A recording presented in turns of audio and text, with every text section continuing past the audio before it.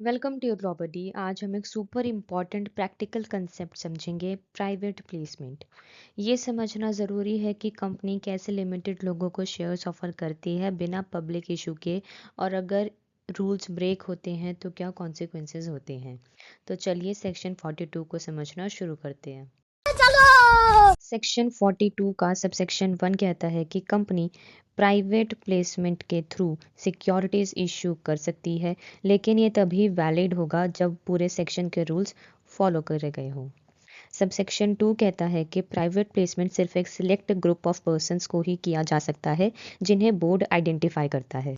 इन persons की maximum limit 50 होती है या फिर प्रिस्क्राइब्ड हायर नंबर, और इस काउंट में क्वालिफाइड इंस्टीट्यूशनल बायर्स और ईएसओपी वाले एम्प्लॉयज़ इंक्लूड नहीं होते।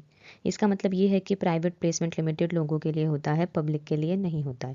सब सबसेक्शन 3 कहता है कि कंपनी को प्राइवेट प्लेसमेंट के लिए एक प्रॉपर ऑफर कम एप्लीकेशन फॉर्म इश्यू करना होता है, सिर्फ उन आइडेंटिफाइड पर्सन्स को जिनके नाम और एड्रेस कंपनी के रिकॉर्ड्स में होते हैं। नेक्स्ट है हमारे पास कुछ एक्सप्लेनेशंस। प्राइवेट प्लेसमेंट का मतलब होता है सिलेक्टेड लोगों को सिक्योरिटीज ऑफर करे बिना पब्लिक ऑफर के। क्वालिफाइड इंस्टीट्यूशनल बायर का meaning securities and exchange board of India के रेगुलेशंस के अकॉर्डिंग होता है। अगर कंपनी प्रिस्क्राइब्ड लिमिट से ज़्यादा लोगों को ऑफर कर देती है तो वो ऑटोमेटिकली पब्लिक ऑफर माना जाएगा, चाहे कंपनी का इंटेंशन कुछ भी हो। नेक्स्ट है सबसेक्शन 4। ये कहता है कि जो पर्सन सब्सक्राइब करना चाहता हो उसे एप्लीकेशन फॉर्म के थ्रू अप्लाई करना होगा, और पेमेंट चेक, डिमांड ड्राफ्ट या बैंकिंग चैनल से करनी होगी। कैश पेमेंट अलाउड नहीं है। कंपनी तब तक पैसा यूज़ नहीं कर सकती जब तक अलॉटमेंट कंप्लीट ना हो जाए और रिटर्न ऑफ अलॉटमेंट रजिस्ट्रार के पास फाइल ना हो जाए। सब सेक्शन 5 बताता है कि कंपनी एक नया प्राइवेट प्लेसमेंट तब तक स्टार्ट नहीं कर सकती जब तक कि प्रीवियस ऑफर का अलॉटमेंट कंप्लीट ना हो जाए या उसे विड्रॉ ना कर दिया जाए। लेकिन कंपनी एक टाइम पर अलग अलग क्लासेस के आइडेंटिफाइड पर्सन्स को मल्टीपल इश्यूज ला सकती है, प्रोवाइडेड लिमिट्स फॉलो हो।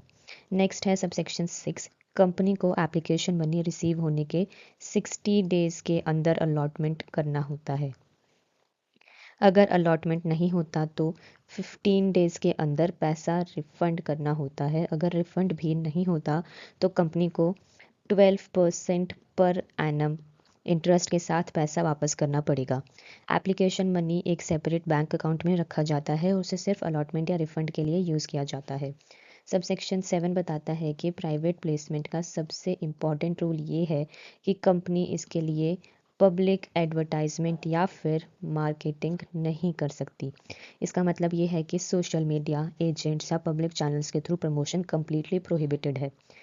सब सेक्शन 8 बताता है कि कंपनी को अलॉटमेंट होने के 15 डेज के अंदर रजिस्ट्रार के पास रिटर्न ऑफ अलॉटमेंट फाइल करना होता है। इसमें अलॉटीज़ की कंप्लीट डिटेल्स देनी होती हैं, जैसे नाम, एड्रेस या कितने सिक्योरिटीज़ अलॉट हुए हैं। सब सेक्शन 9 कहता है कि अगर company return of allotment file नहीं करती है तो उस पर 1000 रुपीज़ पर डे की पेनल्टी लगती है एंड मैक्सिमम है 25 लाख रुपीज़। नेक्स्ट है सबसेक्शन 10। ये कहता है कि अगर कंपनी प्राइवेट प्लेसमेंट के रूल्स वायलेट करती है तो पेनल्टी लग सकती है, जो अमाउंट रेज्ड था, या फिर 2 करोड़ तक हो सकती है, जो भी कम हो, और साथ ही कंपनी को पूरा पैसा इंटरेस्ट के साथ सब्सक्राइबर्स को वापस करना पड़ता है। नेक्स्ट है सबसेक्शन 11। अगर कंपनी सबसेक्शन 2 के रूल्स फॉलो नहीं करती, जैसे number of persons limit exceed हो जाए, तो पूरा इशू पब्लिक ऑफर माना जाएगा। इस केस में कंपनीज एक्ट के साथ साथ दूसरे लॉज भी अप्लाई होंगे, जैसे कि securities contract and regulation act 1956 और सेबी एक्ट। ठीक है। अगर आपको वीडियो यूजफुल लगा हो तो वीडियो को लाइक करें, शेयर करें और चैनल को सब्सक्राइब करें। Thank you.